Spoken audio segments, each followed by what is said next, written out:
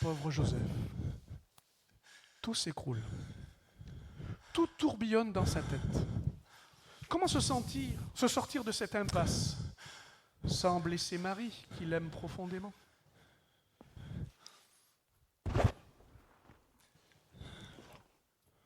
Je sais. Demain j'irai rompre secrètement avec Marie.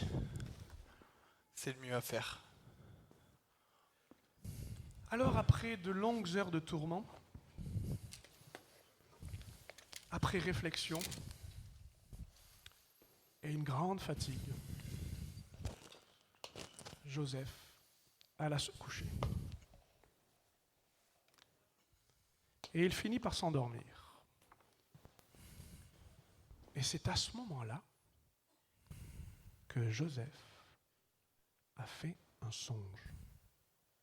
Joseph, fils de David, ne crains pas de prendre avec toi Marie, ta femme, car l'enfant qu'elle a conçu vient du Saint-Esprit. Elle enfantera un fils et tu lui donneras le nom de Jésus. C'est lui qui sauvera son peuple de tous ses péchés.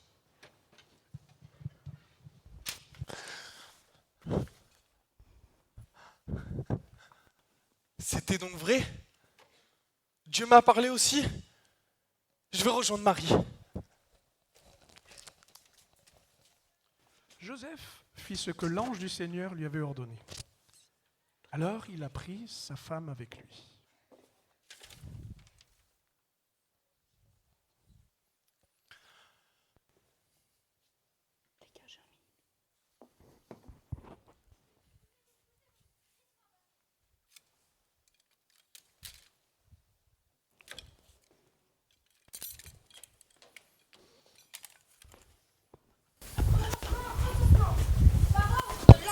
César Auguste, chacun doit se faire inscrire dans sa ville de naissance.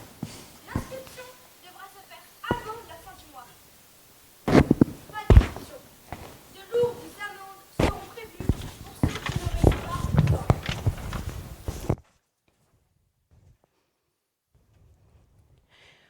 Joseph, tu as vu pour le recensement? Oui, j'ai vu, j'ai entendu ça. Il faut que je parte à Bethléem. Et je veux que tu viennes avec moi. Mais tu as vu le trajet? J'accouche dans un mois. Ouais, je sais, mais si on y va vite, on arrivera à temps. On n'a qu'un seul mois pour s'inscrire. Est-ce que tu veux bien aller préparer tes affaires? D'accord.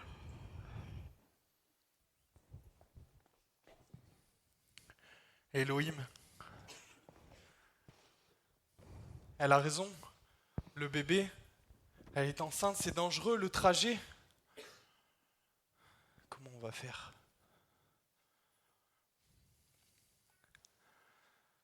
Bon, je vais te faire confiance. Garde ce trajet. C'est ainsi que Joseph et Marie prirent la décision de partir ensemble.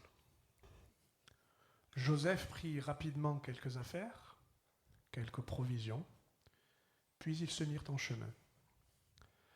La route était longue et difficile, surtout pour Marie qui commençait à avoir de plus en plus mal au ventre.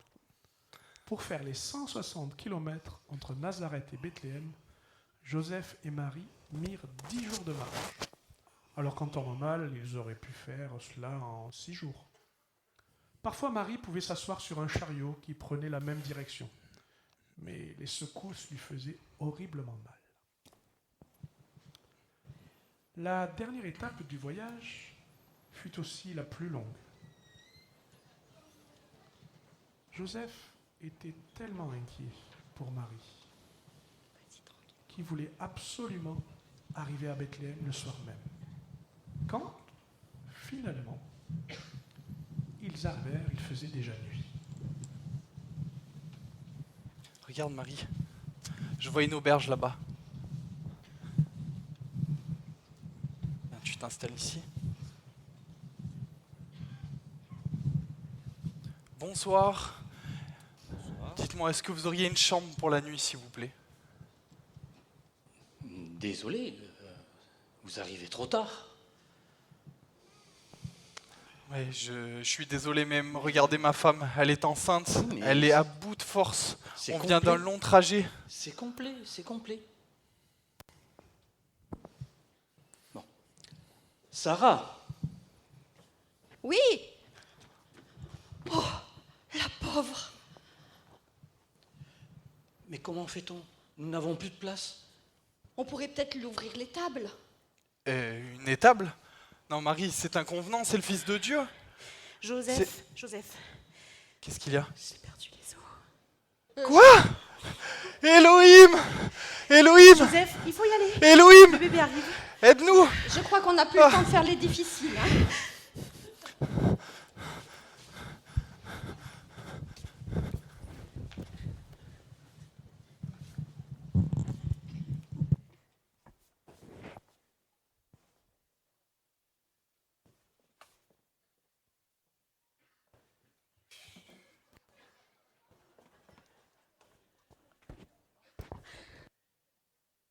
Chut.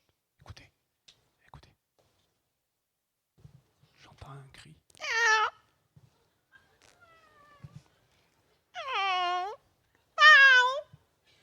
Ah, je crois qu'il est né. Ça y est.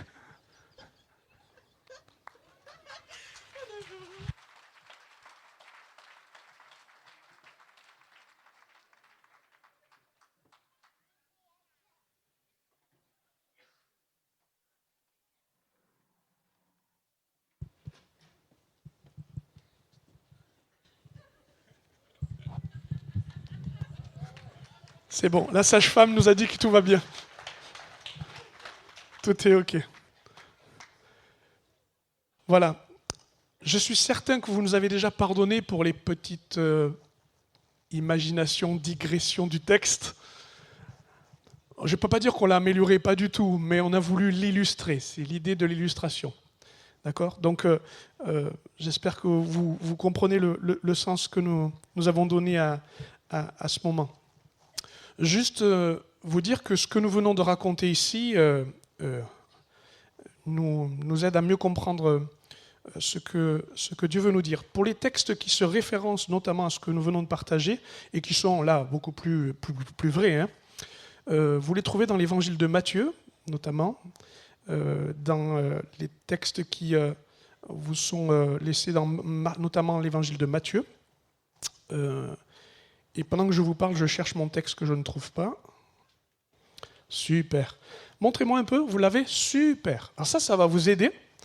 C'est votre GPS pour le message. Ça veut dire qu'au fur et à mesure que je vais vous parler, vous allez pouvoir, au fur et à mesure pour chaque étape, eh bien, comprendre ce qui est en train de se passer. Vous avez un rébut, un labyrinthe, enfin, il y a plein de jeux, mais en même temps, c'est en train de vous dire quelque chose et on va voyager ensemble dans le message. Vous aurez l'occasion de colorier si vous avez envie, peut-être aussi de poser des questions à papa et maman qui est juste à côté, c'est autorisé. Vous pouvez le faire et ça, c'est quand même merveilleux.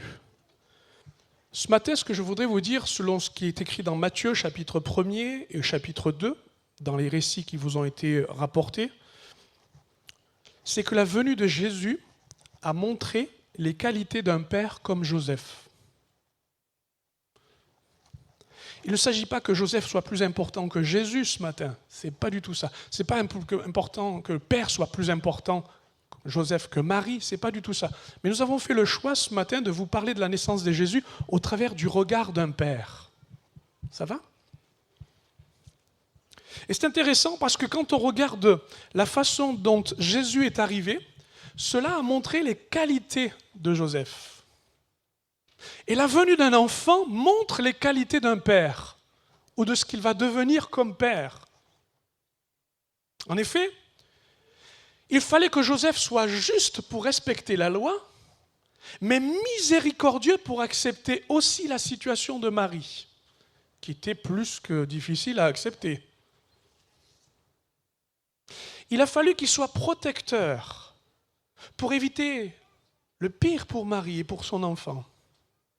Il a fallu qu'il soit formateur, parce qu'il a appris le métier de charpentier à Jésus. Parce que Jésus de Nazareth était connu avant qu'il soit rabbi, maître. qu'il soit le prophète, qu'il soit le roi que l'on a désigné.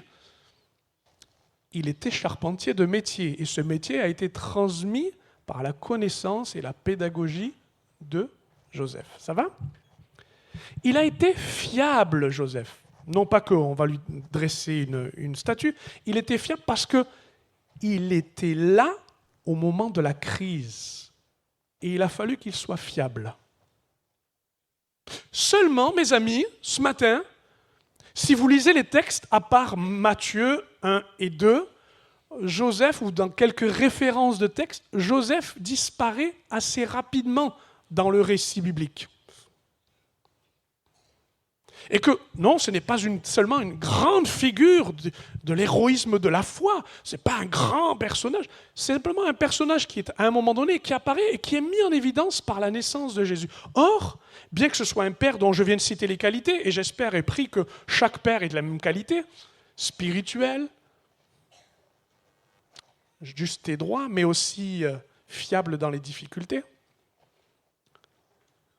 protecteur de sa famille, conducteur de sa famille. Seulement, Joseph n'est plus et n'apparaît plus du tout. Et dans les récits, il nous dit que Jésus est adulte, Marie, on en parle, les frères et sœurs de Jésus, on en parle, mais Joseph, on n'en parle plus. Mais comment faire quand un père disparaît ? Comment faire quand on n'a pas de repère ? Je voudrais vous dire ce matin que le Père du ciel est pour chacun de nous un repère. Et que Jésus est venu, c'est vrai, de la part du Père, c'est le don du Père, c'est le cadeau du Père. Afin que Jésus, justement, nous ramène au Père. Et c'est ce qui compte. Écoutez bien, ce sont mes 3 parties, elles seront assez courtes et je l'espère assez claires. Jésus nous montre le Père, Jésus nous conduit au Père, Jésus nous unit au Père. Et c'est ça le plus merveilleux. Et si tu regardes dans ton feuillet, le petit rébut te pose une question et tu peux la découvrir si tu cherches. Si vraiment je ne trouve pas, il y a une astuce à un endroit de la feuille qui t'aidera peut-être. À toi de chercher. Jésus nous a montré le Père. Comme la naissance de Jésus a révélé la qualité de Joseph, de même, Jésus venu sur la terre, eh bien, est cet indicateur de la façon dont notre Dieu est dans le ciel. Philippe nous dit, quand il questionnait Jésus, « Montre-nous le Père ». Et Jésus va lui dire, « Après tout le temps que j'ai passé avec vous, tu ne me connais pas encore ? Et tu ne vois pas ? Celui qui m'a vu a vu le Père. Comment peux-tu dire « Montre-nous le Père » ? Ne crois-tu pas que je suis dans le Père ? Mais de quoi il s'agit ? Eh bien, tout simplement que quand un fils naît et qu'il apparaît, il porte le reflet du Père. Ouais. Il le fait, tout comme nous le faisons nous-mêmes par la lignée de père en fils et en fille. Je m'explique. On reconnaît le Père quand on regarde le Fils, par ses attitudes. Ce n'est pas vrai ? Par exemple, j'ai pris un exemple. Ça existe même chez les animaux, dans leur nature. Écoutez, j'essaie de faire un exemple. J'espère que je ne vais pas être trop... En plus, c'est filmé, mais c'est pas grave. Si je fais ça... Merci, Frédéric. Merci, j'ai répété. Je suis le fils pingouin. Et que je marche comme ça, on dit, lui, son père, c'est un pingouin. On est d'accord. On reconnaît par sa marche, bien sûr sa nature, mais aussi de qui il vient. Et on reconnaît par nos mots, nos attitudes. On reconnaît par notre façon d'être. Quelle est notre racine ? Quel est notre héritage ? Quel est notre Père ? Et Jésus montre le Père au travers de ce qu'il dit, de ce qu'il fait. Le Père est miséricordieux, alors Jésus fait miséricorde aux lépreux et se laisse toucher. Jésus, montre le cœur assez large du Père pour s'adresser aux femmes, alors qu'à l'époque, les circonstances faisaient que la séparation était très nette. Il y a plein de façons dont Jésus parle à ses attitudes pour montrer de quelle nature est le Père, quel est son caractère. Quel est son caractère? Quand un animal fait du bruit, son cri, on sait reconnaître quel est l'animal. Et étonnamment, le père de cet animal refait ce cri. Je ne vais pas vous faire un cri d'animal, mais vous avez compris le principe. Ce qui est basique, naturel et simple l'est aussi spirituellement. Quand Jésus se met à parler, les paroles qu'il prononce viennent du Père. Quand vous entendez quelqu'un, moi quand je suis au téléphone, si quelqu'un d'autre écoute, il me dit « mais tu as exactement la même voix que ton père ». C'est le timbre, c'est l'accent, peut-être. Mais je vous parle du sens des paroles et des valeurs des paroles que Jésus prononce. Tout est du Père et il le montre aux hommes et aux femmes qui sont autour de lui. Jésus montre le Père. Et que dire de sa capacité et de sa puissance quand Jésus va pardonner le péché de celui qui est venu courbé par sa maladie, affaibli, et dans lequel il lui dira maintenant sois guéri de ton mal. Cette puissance-là montre la qualité du Père. Voilà pourquoi on dit mais d'où viens-tu? Qui t'a donné ces choses? Et pourquoi tu les manifestes? C'est pour montrer le Père. Donc Jésus montre le Père. Et pour cela, j'ai voulu essayer de le symboliser pour vous expliquer quelle est l'étape.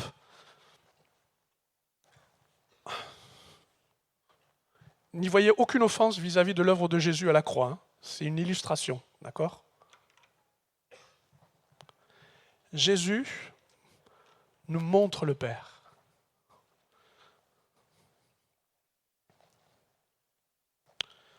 Laissez-moi vous dire aussi que lorsque Jésus est venu, il nous conduit au Père. Connaissez-vous ce texte fabuleux et merveilleux qui dit ceci?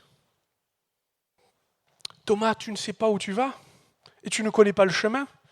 Je suis le chemin, la vérité et la vie. Nul ne vient au Père que par moi. Quand même incroyable ça. Nul ne vient au Père que par moi. Jésus n'a pas fait simplement le fait de dire tel Père, tel Fils. Mais il lui dit, je connais le chemin et je vous conduis le chemin qui vous amène au Père. Ce chemin est un chemin assez simple quand vous le regardez marcher en Galilée, en Samarie, tous les endroits où il a circulé dans le ministère qu'il a exprimé, ne serait-ce que d'arriver dans une étable. Tout cela nous montre une seule chose, c'est qu'il y a un chemin qui conduit au Père. Jésus l'a fait dans l'autre sens pour venir jusqu'à nous et nous conduire maintenant sur le chemin du Père. Et sur ce chemin, comme beaucoup de chemins, il y a des endroits où il y a des croisements. Et à ces croisements, c'est là où c'est le plus important de nous rendre compte que Jésus veut nous conduire au Père. Et à ces croisements, souvent c'est là où il y a des décisions difficiles à faire. Et pourtant nécessaire.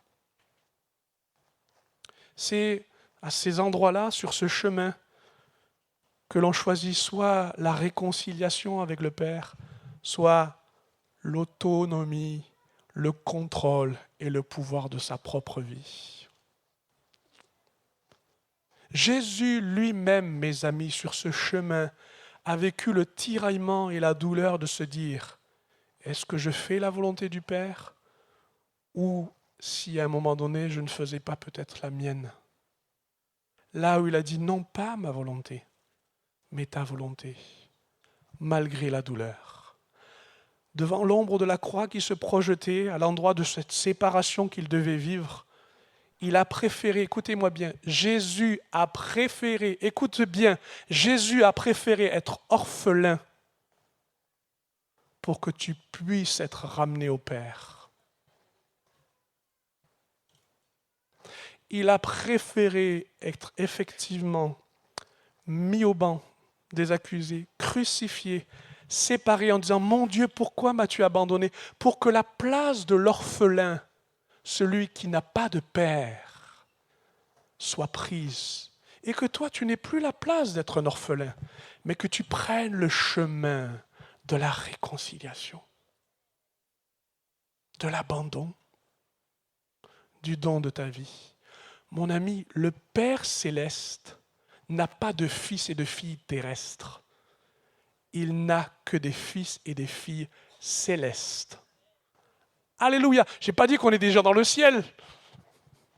Je n'ai pas dit ça. J'ai dit juste que le chemin sur lequel il nous amène s'appelle le chemin de la réconciliation. Et pour qu'il y ait réconciliation, il faut un pardon. Pour qu'il y ait un pardon, il faut qu'il y ait un don, un paiement. Et Jésus l'a fait. Il l'a fait. Ainsi, si tu admets et que tu acceptes que Jésus-Christ soit donné pour ta réconciliation, afin que tu deviennes fils de Dieu, alors voilà où est le chemin. Voilà où est le chemin. Je ne suis pas en train de te dire qu'il faut que tu montes les étapes les unes après les autres. Pas du tout. Pour moi, la croix est comme une échelle. Il y a le chemin pour aller vers le ciel et il y a le côté horizontal qui nous montre que dans l'humanité qu'il respecte de nous et qu'il nous aime, il nous aide au fur et à mesure à le rejoindre. Dans une élévation glorieuse qui est celle de ceci. Un père qui nous aime tellement, qui donne un fils qui nous aime tellement, qu'il refuse d'être fils et accepte de se donner pour que tu sois fils et fille de Dieu. C'est quand même incroyable. J'ai jamais vu ça. J'ai jamais vu quelqu'un qui dit « Si tu veux, je sors de ma famille, tu peux y entrer. » J'ai jamais vu ce don-là, moi. Et je ne l'ai jamais accepté ainsi. Vous êtes d'accord avec moi? Donc, si vous regardez dans votre feuillet, je crois qu'il y a un labyrinthe où on pourrait se perdre là pour que le Fils rejoigne le Père. Alors je voudrais que tu puisses trouver le chemin, toi qui es sur ton feuillet, et essayer de dire. Et si tu te trompes, c'est pas grave. Tu as droit à une autre chance. Le tout, c'est de connaître quel est le chemin qui conduit au Père. Ça va? Allez, c'est le dernier point. Et en plus, mon ordinateur fonctionne, c'est formidable. Le dernier, c'est que Jésus nous unit au Père. Lorsque Jésus est né, lorsqu'il a amené bien dans sa présence le fait de montrer le Père et de rendre possible le chemin qui nous conduit à lui, le fait d'être pardonné, ramené, attaché à lui, maintenant nous lisons ceci. Comme le Père m'a aimé, je vous ai aussi aimé, dit Jean 15, verset 9. Demeurez dans mon amour. 1 Jean, chapitre 3, verset 1, ce sera un des derniers versets. Voyez quel amour le Père nous a témoigné pour que nous soyons appelés enfants de Dieu, et nous le sommes. Si le monde ne nous connaît pas, c'est qu'il ne l'a pas connu. L'amour de Dieu est manifesté en Jésus pour dire, dans le Père, tu es uni à lui. Si on fait une recherche ADN de l'amour, vous savez qu'est-ce qu'on va trouver comme ADN? Dieu. Si on fait l'arbre généalogique de l'amour et qu'on remonte de génération en génération, là où l'amour s'est manifesté, vous savez qui on va trouver en haut? Ouais, le Créateur de toutes choses, le Père. Et c'est du Père que l'amour ne cesse de se manifester. Et comment il le fait dans cet amour? Il le fait tout simplement en étant et en restant le Père céleste. Cher ami, arrête de te fabriquer un Père qui n'existe pas. Laisse-le exister dans l'Écriture pour qu'il te montre réellement qui il est. Parce que c'est à lui que tu es uni, pas à un autre. Pas à un autre. Jésus nous unit. Mais comment être uni à quelqu'un qu'on ne voit pas, qu'on n'entend pas et qu'on ne sent pas? Vous avez 1 heure pour y réfléchir. Le verset clé que je vous donne est ceci. Dans 1 Jean chapitre 1, verset 18, « Personne n'a jamais vu Dieu. Dieu, le Fils unique qui vit dans l'intimité du Père, nous l'a révélé. » Qu'est-ce que cela veut dire? Que ce qui est invisible peut devenir visible. Ce qui ne se sent pas peut se sentir. Tout simplement parce que quand je donne ma vie à Jésus et que Jésus est capable de me pardonner, quand il me conduit sur ce chemin où je sais qu'avec lui, par la foi, je suis uni au Père, alors il se passe quelque chose de glorieux. c'est que je commence à ressembler moi aussi au Père. Je voulais l'expliquer, je n'ai pas l'impression que vous soyez convaincus, tant pis pour vous, je vais vous l'expliquer autrement. Le Père habite dans le ciel, pas les nuages où il y a les avions, ni dans les étoiles avec les astronomes, ça n'existe pas ça. Il n'est pas là-dedans. Il est dans un ciel qu'on ne voit pas. Vous fermez les yeux, vous l'invoquez, et bien là vous êtes dans son ciel. C'est un monde spirituel. Et dans ce monde spirituel, il y a plein de choses qui se passent. Déjà, il y a beaucoup de gens dans ce ciel. Des gens qui n'ont pas eu besoin du salut parce que ce sont des êtres créés pour le servir, lui, le Père. Mais aussi nous servir en nous avertissant et en nous protégeant. Ce sont les anges, merci. Et ces anges sont bien occupés parce qu'ils sont affairés à témoigner et à attester la gloire de Dieu. Eux, ils montrent quelle est la gloire du Père. Et ils chantent qu'il est saint. Il y a toute cette activité. Les anges, il y a encore plein de choses. Il y a des louanges. Ça chante tout le temps. Ça glorifie. On se sourit non pas parce qu'on est simplement dimanche qu'il faut faire l'effort, mais parce qu'ils sont heureux d'être là et qu'ils le vivent dans une louange toujours éclairée. La louange, mais ça n'est pas fini. Il y a des bénédictions à toutes les étagères dans la maison du Père. Selon Éphésiens 1, au verset 3, vous êtes bénis de toutes sortes de bénédictions. Mais par qui? Parce qu'il le cite, Paul, par le Père céleste. Ciao le Père Noël, merci le Père du ciel. Toutes les étagères de toutes sortes de bénédictions, les minimes, les incongrus, les bizarres, comme toutes celles qu'on attend avec ferveur. Il y en a de partout. Des bénédictions de tous les côtés, des colis qui vous attendent. Et ce n'est pas quelqu'un qui va vous les livrer d'une certaine marque. Dans la maison du Père, il y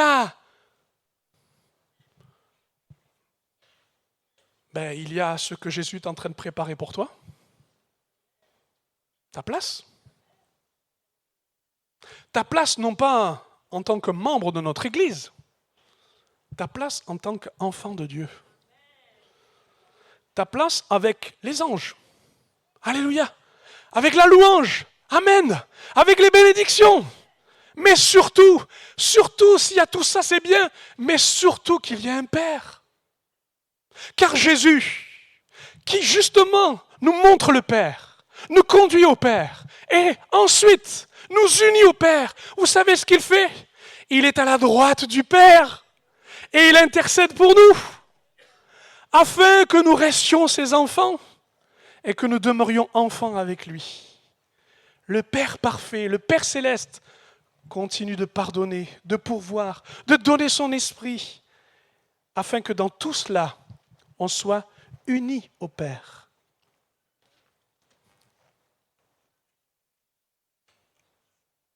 Ah non, je n'ai pas bien regardé le mode d'emploi.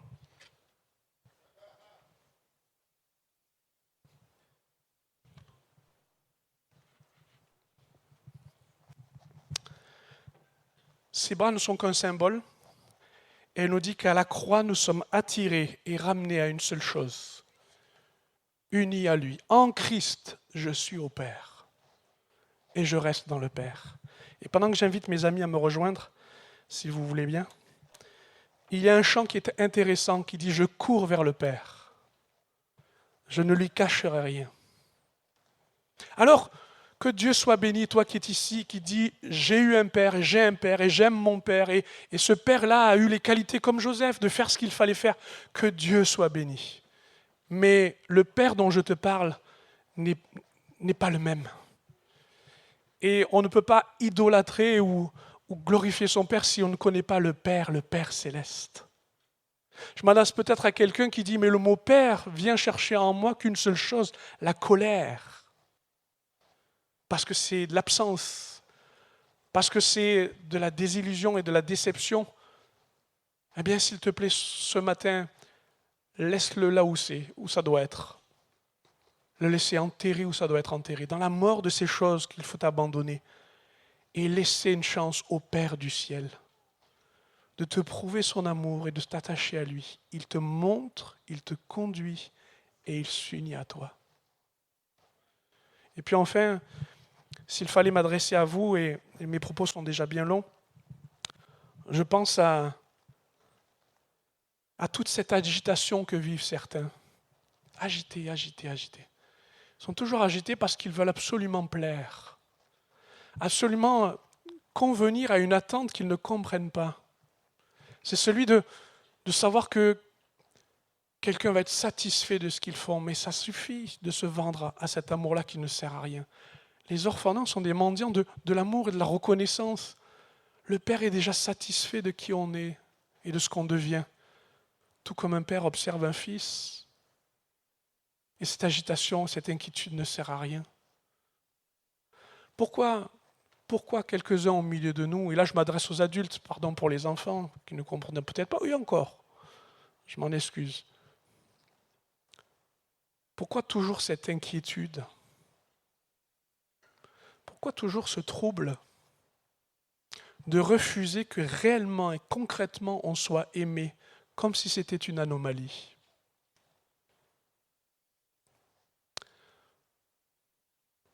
Dieu a refusé que ce soit ses propres bras qui vous enlacent. Il en a trouvé d'autres. Une famille. Une famille, oh je sais, elle n'est pas parfaite. Enfin, vous me regardez déjà, je ne suis pas parfait. Hein. Mais elle se manifeste ici. Et au travers de ce qui est ici, que du symbole, Dieu te voit, Dieu te cherche et te conduit, mais Dieu veut maintenant te serrer contre son cœur. Ce qui est détestable ce matin, c'est la façon dont on fait souvent le chantage avec Dieu. De le repousser en disant qu'on n'est pas aimé. Alors que notre problème, c'est de ne pas être aimé, c'est de ne pas savoir ce que c'est que d'être aimé. Ce matin, alors que nous allons fermer nos yeux un instant, vous voulez bien, nous allons demander à Dieu sa grâce.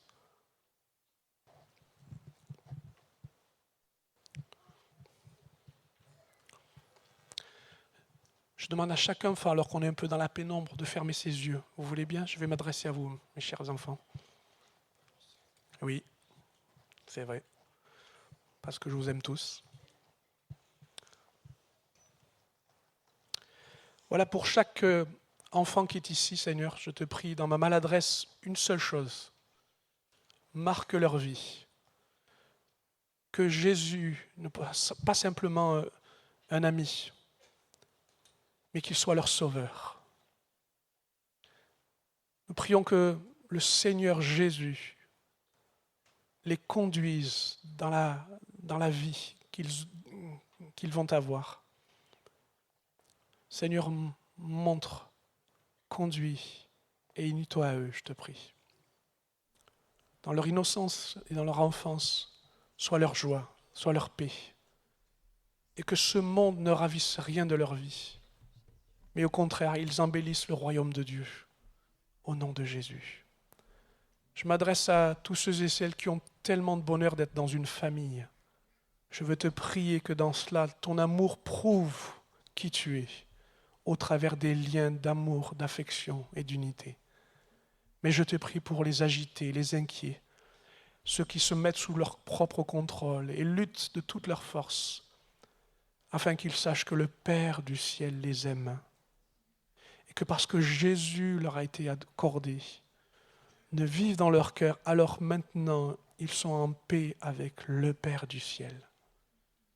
Pourvois, je te prie, à leur vie, afin qu'ils ne manquent jamais d'amour, et quand cet amour a manqué, redouble. Que ta parole soit aimée et qu'elle donne de l'amour, que notre communion fraternelle donne de l'amour, mais nous refusons qu'il y ait un quelconque orphelin au milieu de nous. Au nom de Jésus. Amen. Amen.